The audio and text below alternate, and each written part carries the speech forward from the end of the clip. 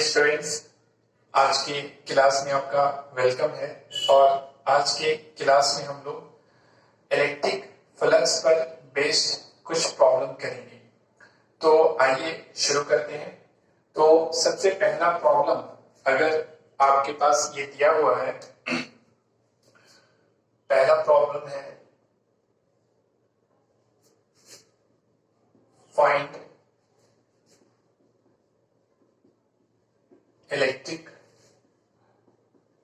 Flux through the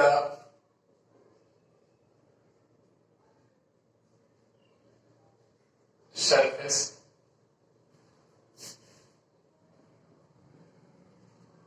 shown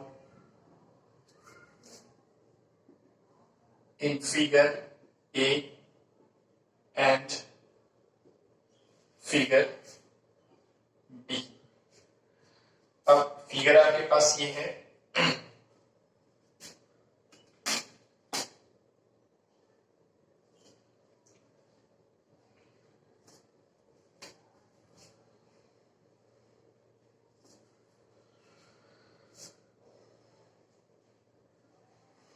ये x axis है, ये वाई है और ये जेड है।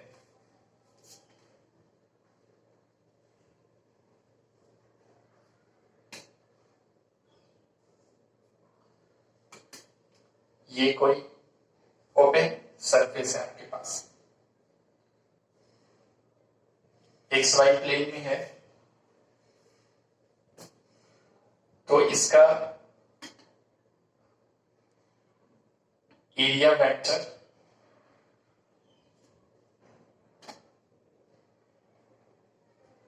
ये ए कैप है और यहां से यहां तक का लेंथ अगर 2 सेंटीमीटर है और ये भी क्या है 2 सेंटीमीटर। और इस डायरेक्शन में इलेक्ट्रिक फील्ड आपको अगर दिया हुआ है,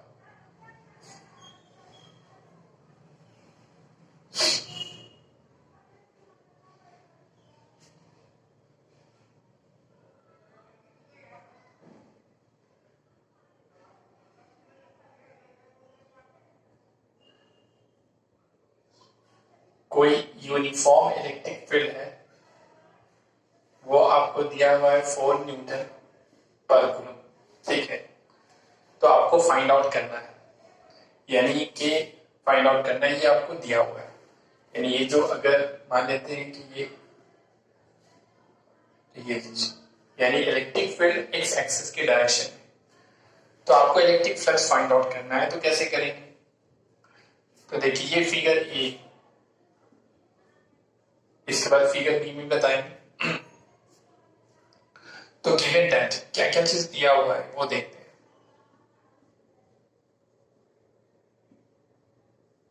तो सबसे पहले ई दिया हुआ है 4 न्यूटन पर कूलम आई कैप के डायरेक्शन में, और उसके बाद एरिया, लेंथ दिया हुआ है, यहां से यहां तक लेंथ, यहां से यहां तक ये आपको दिया हुआ है, यहां से यहां तक और यहां से यहां तक, यानी ये स्क्वायर है। ठीक है, दोनों साइड इसका क्या है, सेम है। यहां से यहां तक भी 2 सेंटीमीटर, यहां से तक भी 2 सेंटीमीटर। तो एरिया हमें निकालना है। तो एरिया क्या होगा? तो एरिया होता है एल इंटू बी होता है, लेंथ इंटू ब्रेथ होता है। तो यहां अगर मान लेते इसको लेंथ मानते हैं, ये ब्रेथ मान लेंगे, तो 2 और इंटू क्या होगा 2 और सेंटीमीटर सेंटीमीटर, ये क्या हो जाएगा सेंटीमीटर स्क्वायर। अब एरिया का डायरेक्शन, तो देखिए ये ओपन सरफेस है। ओपन सरफेस में हमेशा जो डायरेक्शन दिया जाता है वो परपेंडिकुलर आउटवर्ड ले सकते हैं या परपेंडिकुलर इनवर्ड ले सकते हैं। तो यहाँ पे ऑलरेडी दिया हुआ है, ये इस तरफ दिखा रहा है। इस तरफ का मतलब कि जेड एक्सिस की तरफ दिखा रहा है। जेड एक्सिस का मतलब है कि ये जो यहाँ पर एरिया का डायरेक्शन है वो ऐसे है, रियल में वो इस तरीके का है, यहां से इस तरह से है, यहां से ऐसे है। लेकिन इसी को यहां पर कैसे दिखाया गया, इंक्लाइन करके ऐसे दिखाया गया। देखिए जेड के डायरेक्शन में, इसका मतलब ये इस तरह से। तो इस तरह का मतलब क्या है कि ये z की डायरेक्शन में, z एक्सिस की तरफ अगर ये है तो x एक्सिस के डायरेक्शन को i कैप से, y एक्सिस के डायरेक्शन को j कैप से और z एक्सिस के डायरेक्शन को k कैप से दिखाते हैं। इसका मतलब है कि एरिया का डायरेक्शन किधर है, ये k कैप की तरफ। अब देखो ये सेंटीमीटर में, इसको मीटर में चेंज करेंगे तो 2 क्या हो जाएगा 4 इंटू सेंटीमीटर, तो ये हो जाएगा 10 का पावर -4 और मीटर स्क्वायर, यहाँ सेंटीमीटर का स्क्वायर है इसलिए यहाँ पे 10 का पावर क्या होगा -4 होगा। ठीक है, 2 सेंटीमीटर तो 1 सेंटीमीटर 1 सेंटीमीटर इंटू 1 सेंटीमीटर, तो इसके लिए होगा 10 का पावर -2 मीटर और इसके लिए 10 का पावर -2 मीटर, तो दोनों आपस में 10 का पावर -2, तो ये दोनों ऐड होके 10 का पावर -4 मीटर स्क्वायर होगा। यानी कि यह 1 सेंटीमीटर अगर स्क्वायर है तो उसका कन्वर्ट जब करेंगे हम लोग मीटर में तो 10 का पावर -4 मीटर स्क्वायर होगा। ठीक है, अब देखिए हम लोग को क्या निकालना है, फ्लक्स निकालना है, फाई का वैल्यू निकालना है। तो लिखेंगे we know that flux equal to क्या होता है, E इंटू ए होता है। ठीक है, vector E into vector E dot vector A होता है। तो यहां से हम लोग लिख सकते हैं E A cos थीटा। ठीक है, A dot B A B cos theta, तो E डॉट ए ये cos थीटा।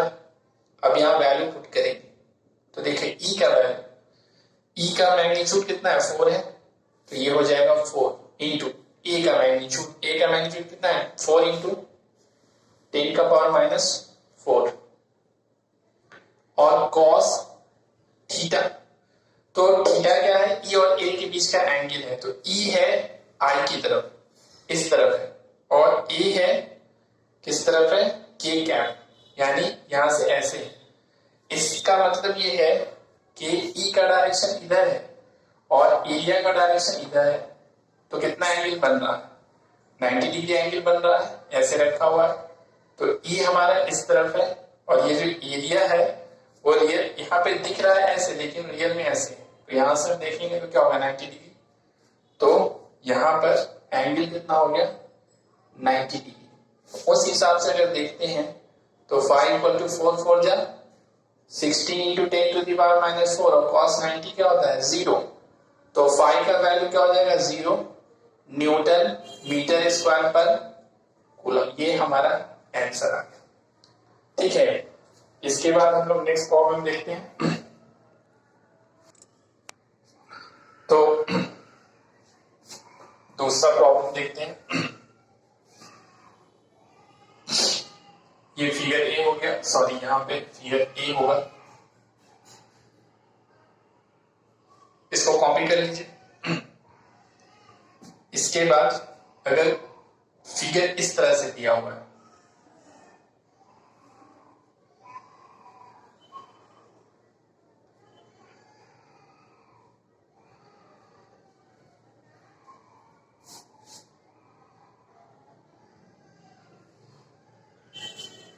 अगर सरफेस यहां पर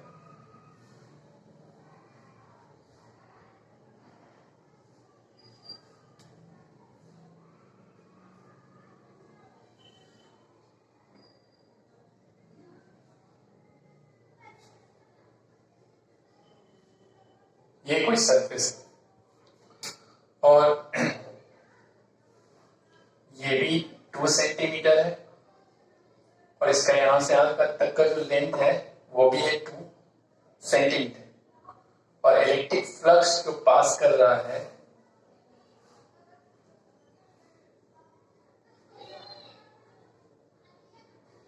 वो E दिया हुआ है आपको 4 न्यूटन पर कूलम। ठीक है, और इसका जो एरिया वेक्टर है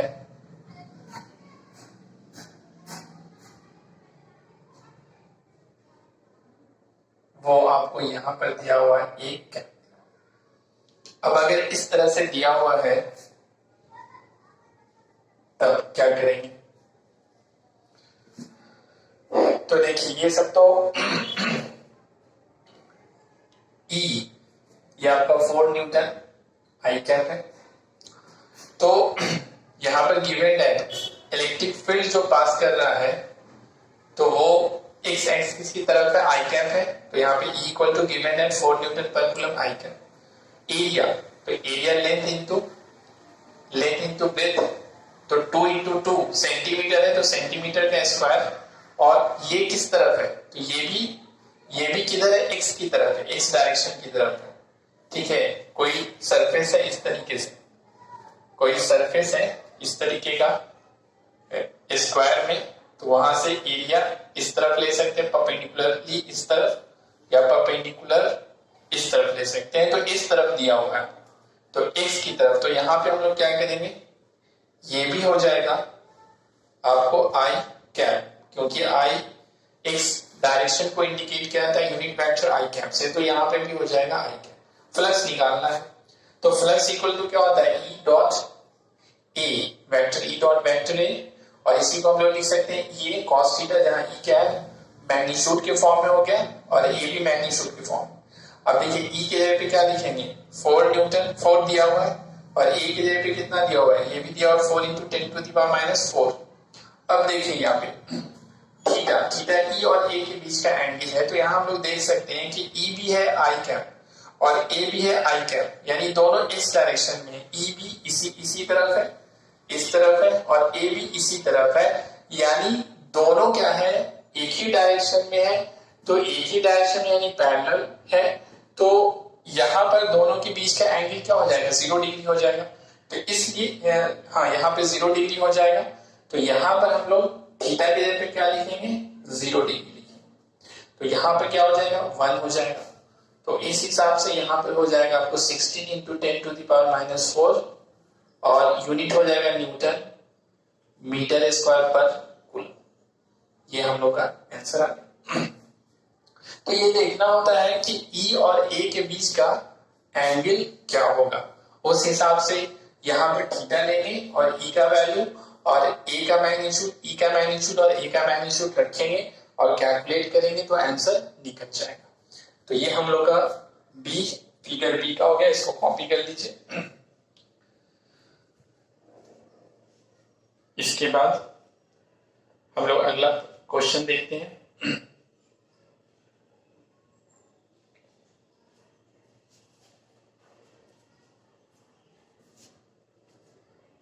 Find the electric flux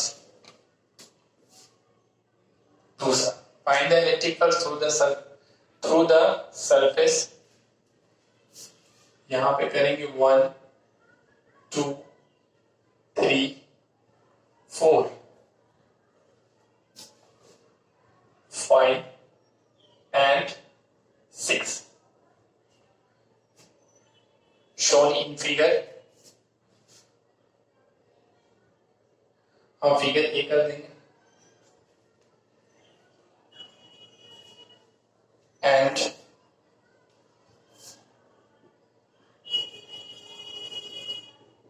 through the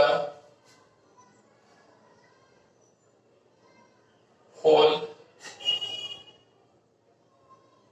surface. Figure आपको दिया हुआ है,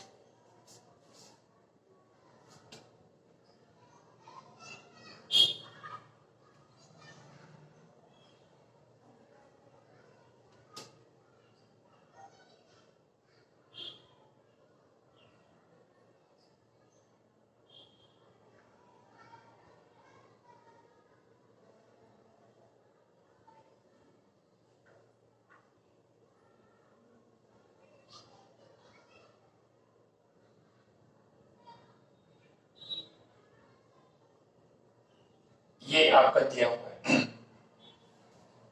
और इलेक्ट्रिक फील्ड इस तरफ से पास कर रही है, इससे होते हुए सब पास कर रहा है।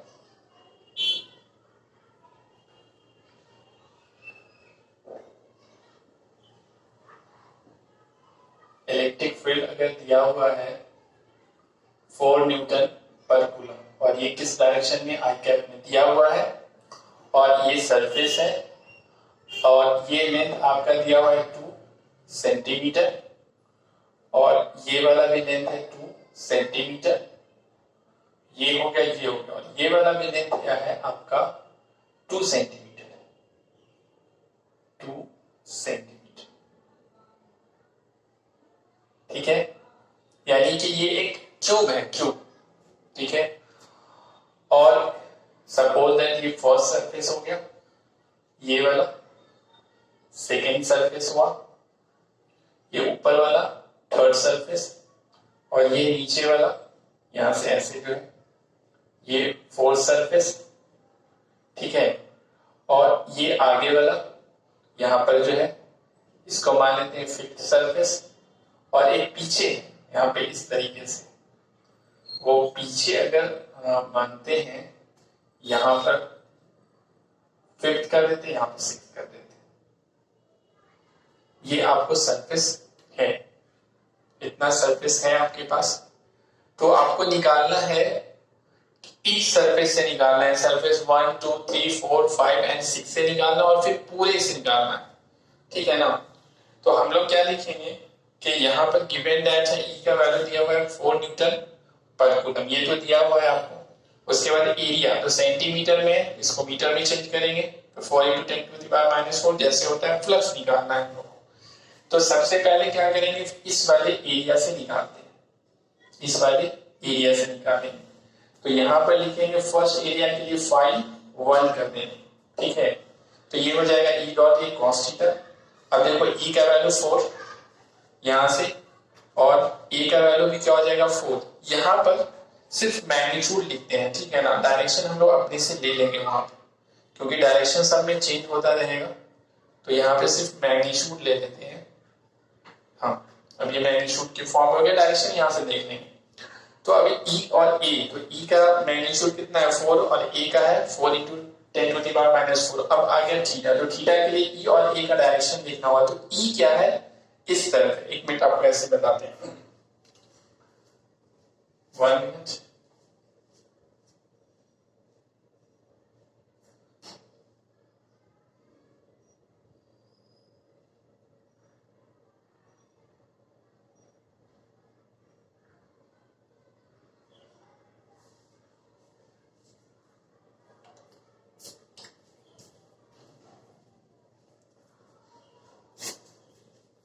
मैं ये लाने चला गया था, इससे आपको समझ में आएगा अच्छे से। ये इस तरीके का है, तो इसमें क्या है कि ये वाला सरफेस से हम लोग निकाल रहे हैं, तो ये वाला जो सरफेस है इलेक्ट्रिक फील्ड इस तरफ है, यहां से इस तरह से पास कर रहा है, यानी इलेक्ट्रिक फील्ड इस तरफ है, यहां से ऐसे इस तरफ है। अब ये जो सरफेस है, तो ये पूरा सरफेस क्या है, क्लोज सरफेस है, और क्लोज सरफेस में हमने बताया था कि एरिया का डायरेक्शन हमेशा क्या लिया था, आउटवर्ड लिया था। तो अगर इस सरफेस को ले रहे हैं तो एरिया का डायरेक्शन इधर से होगा, यानी एरिया इस तरफ होगा और इलेक्ट्रिक फील्ड इस तरफ होगा। इलेक्ट्रिक फील्ड इस तरफ है यानी इस डायरेक्शन में, और एरिया इस डायरेक्शन में, यहां से परपेंडिकुलर आउटवर्ड तो इधर होगा, यानी दोनों के बीच का एंगल कितना बनेगा 180 डिग्री। तो यहां पर क्या लेंगे 180 डिग्री लेंगे। ठीक है, तो उस हिसाब से यहाँ पे वैल्यू क्या आ जाएगा -1 आ जाएगा।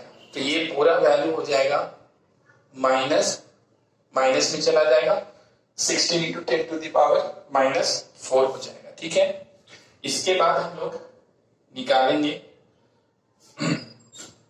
φ2, लिखेंगे नाउ। अब हम लोग φ2 निकालते हैं, तो φ2 यानी ये वाला सरफेस, ये जो सरफेस है ना, यानी अभी तो ये था, अब इस वाले सरफेस से निकालना है, ये जो यहाँ पर। तो देखिए इसमें इलेक्ट्रिक फील्ड इस तरफ है और ये जो सरफेस है इसका एरिया का डायरेक्शन तो आउटवर्ड लिया जाता है परपेंडिकुलर, तो ये आउटवर्ड यहां से क्या हो इस तरफ होगा, तो आउटवर्ड इस तरह होगा। अगर इधर ले लेंगे तो इनवर्ड हो जाएगा। इस सरफेस में आउटवर्ड इधर होगा, इधर लेंगे तो इनवर्ड हो जाएगा। तो इलेक्ट्रिक फील्ड भी इस तरफ है। इलेक्ट्रिक फील्ड देखिए इस तरफ है, इस तरफ है यहाँ से, और एरिया जो होगा वो भी इस तरफ होगा। तो दोनों के बीच का एंगल 0 डिग्री, दोनों सेम डायरेक्शन में।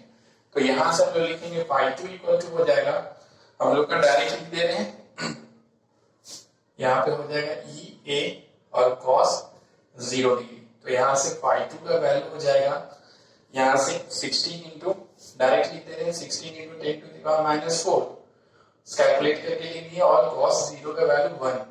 तो यहाँ से φ2 आ जाएगा हम लोग का 16 into 10 to the power -4 newton per coulomb. उसके बाद लिखेंगे नाउ φ3 निकालना है। तो φ3 कहाँ पर है, देखो पहले डायरेक्शन देखेंगे, समझिए। इसके लिए एरिया का डायरेक्शन इस तरफ होगा। यहाँ से अगर हम दिखाना चाहें तो आपको इधर यहाँ पे दिखा देते हैं, ये एरिया का डायरेक्शन इधर होगा, और इधर के लिए एरिया का डायरेक्शन किधर होगा, इस तरफ होगा, ठीक है। यहां पर अब ले रहे हैं तो यहां पर एरिया का डायरेक्शन किधर होगा, यहां से ठीक ऊपर की तरफ होगा, ऐसे होगा। देखो ये सरफेस अब ऐसे है, ये वाले सरफेस की बात कर रहे हैं, ये वाला सरफेस ऊपर वाला, तो ये सरफेस हो गया। तो इस सरफेस से आउटवर्ड किधर होगा, ऊपर की तरफ। तो इलेक्ट्रिक फील्ड इस तरफ है, देखो यहाँ पे इलेक्ट्रिक फील्ड इस तरफ है और एरिया का डायरेक्शन ऊपर है। तो दोनों के बीच का देखो यहाँ पे इलेक्ट्रिक फील्ड इधर है और एरिया ऊपर है, दोनों के बीच कितना बन रहा है, इलेक्ट्रिक फील्ड इस तरफ है, ठीक है, और एरिया किस तरफ है, एरिया इस तरफ, सॉरी एरिया इस तरफ है और इलेक्ट्रिक फील्ड इस तरफ पास कर रहा है। तो दोनों के बीच का एंगल 90 डिग्री। तो यहाँ पे क्या लिखेंगे, यहाँ पे हो जाएगा ई ए और cos 90 डिग्री। तो cos 90 क्या होता है, 0 होता है। तो ये डायरेक्ट 0 लिख देते हैं, 0 newton, sorry newton metre square per coulomb, newton metre square per coulomb. उसके बाद लिखेंगे नाउ φ4 निकालते हैं। तो देखो 4 कौन सा है, नीचे वाला, ये वाला सरफेस। तो ये वाला जो सरफेस है वो कौन सा है, नीचे वाला सरफेस है। तो नीचे से एरिया लेना है हम लोग को, आउटवर्ड होता है, परपेंडिकुलर आउटवर्ड, नॉर्मली आउटवर्ड। तो यहाँ से ऐसे होगा, आउटवर्ड इधर होगा। अगर ऐसे ले लेंगे तो इनवर्ड हो जाएगा। तो यहां से हम लोग देखते हैं कि एरिया नीचे की तरफ होगा, यहाँ से नीचे की तरफ, और इलेक्ट्रिक फील्ड किधर है, इस तरफ जा रहा है। इलेक्ट्रिक फील्ड यहाँ से ऐसे पास कर रहा है, तो इलेक्ट्रिक फील्ड इधर पास कर रहा है। तो दोनों के बीच का एंगल कितना होगा, फिर 90 डिग्री हो जाएगा। तो यहाँ पर फिर क्या लेंगे हम लोग, इसका वैल्यू भी क्या हो जाएगा, ई ए और cos 90 डिग्री। तो ये भी क्या आ जाएगा, 0 Newton metre square per coulomb. Now 5 निकालते हैं। अब देखते हैं 5। तो 5 में 5 कौन सा है, यहाँ पे आप एरिया अगर दिखाना चाहें तो यहां से नीचे की तरफ एरिया का डायरेक्शन हो। 5 ये वाला आगे वाला सरफेस, यानी कि ये वाला सरफेस, ये जो सरफेस आपकी तरफ है, ये 5 वाला सरफेस। ये वाला ले लिए हम लोग, ये वाला भी देख लिए, ये देख लिए और ये देख लिए, ये बाकी और ये बाकी। तो इसमें आउटवर्ड एरिया, आउटवर्ड नॉर्मल होता है, परपेंडिकुलर आउटवर्ड, तो यहाँ से ऐसे होगा। तो एरिया यहाँ से इस तरह से होगा, और इलेक्ट्रिक फील्ड किधर जा रहा है, तो देखिए एरिया तो इधर होगा, इलेक्ट्रिक फील्ड इधर है। इसमें देखिए इलेक्ट्रिक फील्ड इधर है, इलेक्ट्रिक फील्ड इधर है। तो फिर कितना डिग्री एंगल बन रहा है, 90 डिग्री एंगल बन रहा है फिर दोनों के बीच में, ठीक है। तो यहाँ पे फिर लिखेंगे हम लोग ई ए cos 90। तो यहां से फिर हम लोग का 5 जो हो जाएगा वो 0 Newton metre square per coulomb होगा।